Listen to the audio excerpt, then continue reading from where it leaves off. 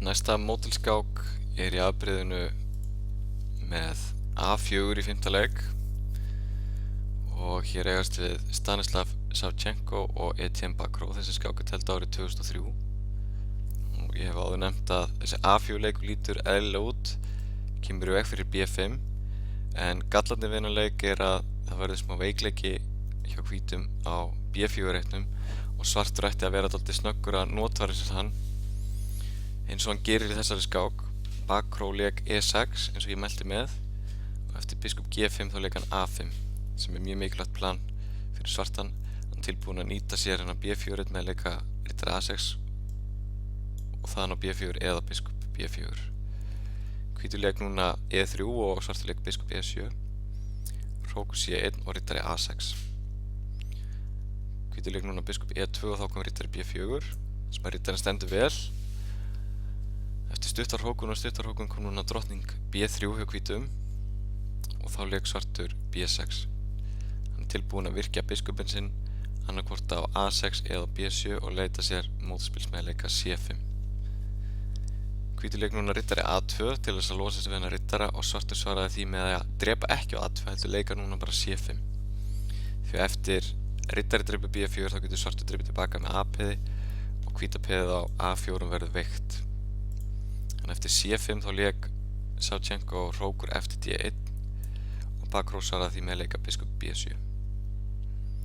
Hvítur drap núna á B4 og Bacrot drap tilbaka með A-peði og hvítur fór núna í mikil uppskipti. Hann drap á C5, svartur drap tilbaka með B-peði og eftir biskup drepur F6 og biskup drepur F6 þá drap hann á D5. Og hér drap Bacrot tilbaka með biskup. Hann verður að gera það. Ef hann drepur með peði þá getur hvítur mögulega hýrt þetta peðið á C5 og eftir biskup C4 þá kom drottning A5 og svartur leita sér mótspils á drottningvangnum, hótar A4 peðinu og þessi biskup er sterkur á F6, hótar peðinu á B2. Hvítur fór núna í uppskipti á D5 eftir biskup drepur D5 og drepur D5 þá drap hann með hrók á D5. Bacrot tók þá á A4 með drottningu. Þetta er svona freka þvinga framhald sem að leysi stöðuna algjörlega upp.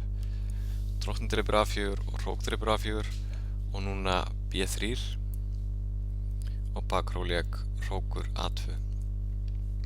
Svartur þarf ekkert að vera smeykur við að tapa peðinu sinni á C5. Hann fær mótspil gegn peðinu á B3. Hvítur drap með D-hrók á C5 og svartur lék núna hrókur B2 og hér sömdu keppnir í jafntefli. Staðan býður ekki upp á mikið. Mögulegt framhald í þessari stöðu getur verið rittari D4 sem að valda B3 peðið.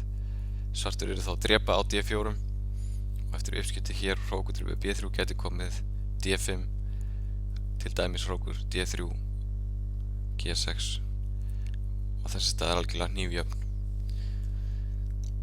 Ef við förum aðeins tilbaka eftir A4 eins og ég segi það er smá veikleiki á B4 hjá hvítum sem að svartur notfærir sér með þessum leik hérna A5. Það er tilbúinn að virkja rittarinn sinn með að fara á A6 og B4 og svartur tæplir þetta svona eins og hálfgert drottningabræð hefur biskupinn sinn á E7, virkja rittarinn hefur hann á B4 og leitast eftir mótspilum með að leika B6, virkja biskupinn annarkvort á B7 eða á A6 og leikur C5 sem allra fyrst.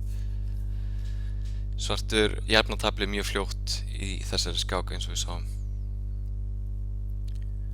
Eftir uppskipti er svarta staða mjög góð. Takk fyrir þetta.